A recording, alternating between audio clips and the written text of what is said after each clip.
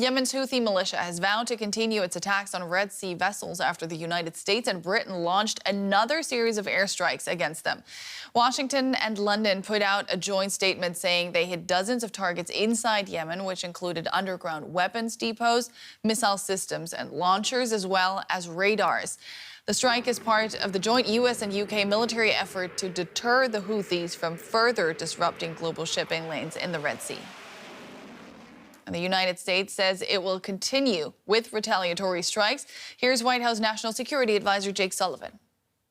It began with the strikes on Friday night, but that is not the end of it. We intend to take additional strikes and additional action to continue to send a clear message that the United States will respond when our forces are attacked or our people are killed.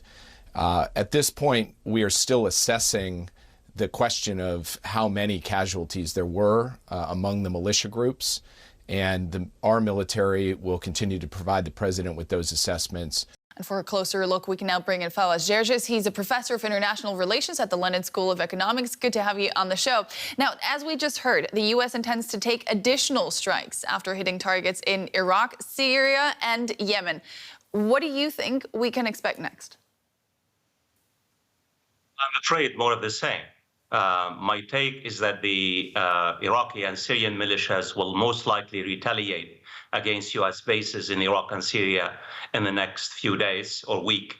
And also, it seems to me that American and British attacks against the Houthis in Yemen had failed to deter the Houthis from hitting and targeting commercial shipping. So what we're really seeing in Iraq, in Syria, on the Lebanese-Israeli front, and in Yemen is basically a low-intensity warfare between Israel and the United States and the UK and some European countries and Hamas and Iran and its allies, network of allies in Lebanon, in Iraq, in Syria and Yemen.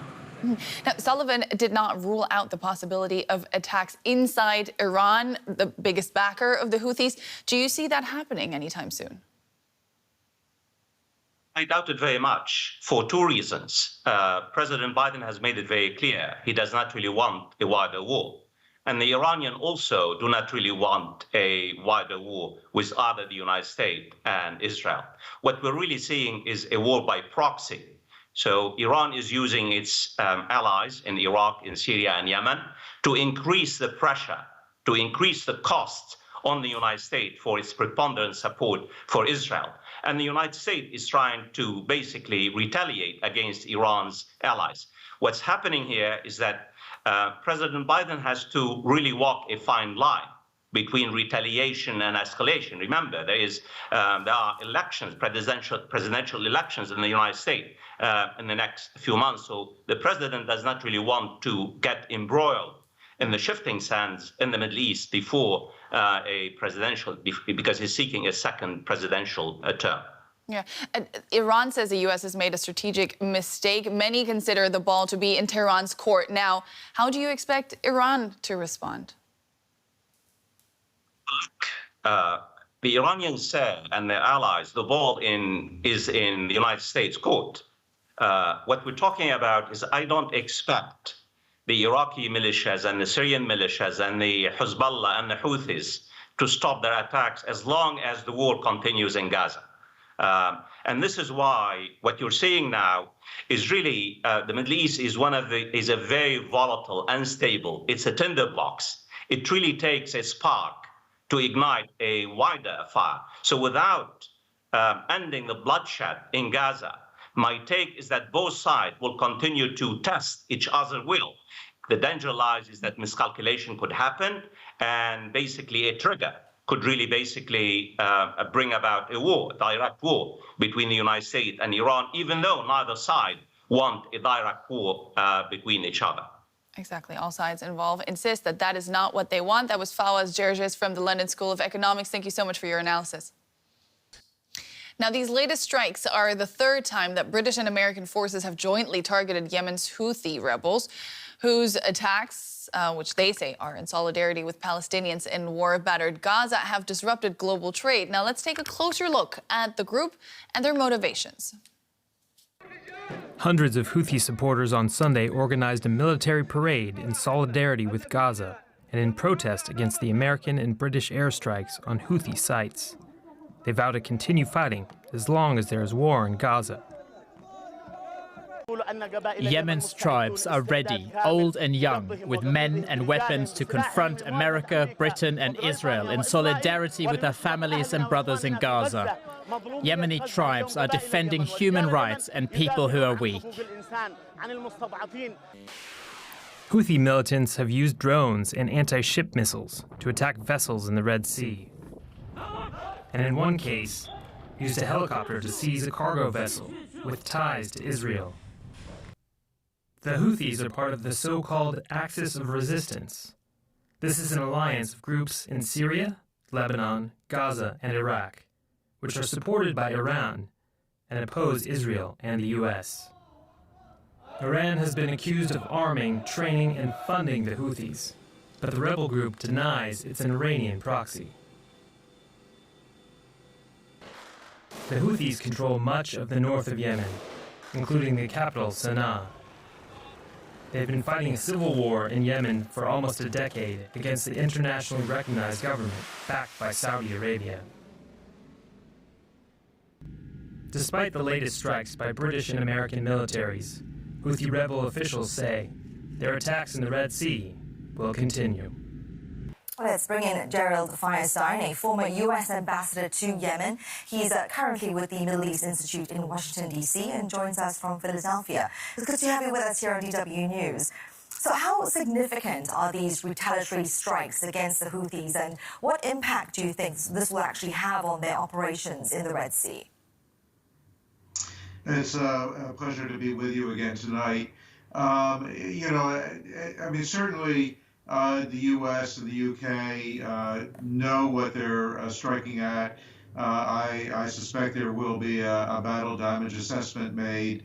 I would assume that we have hit the targets that we were aiming at.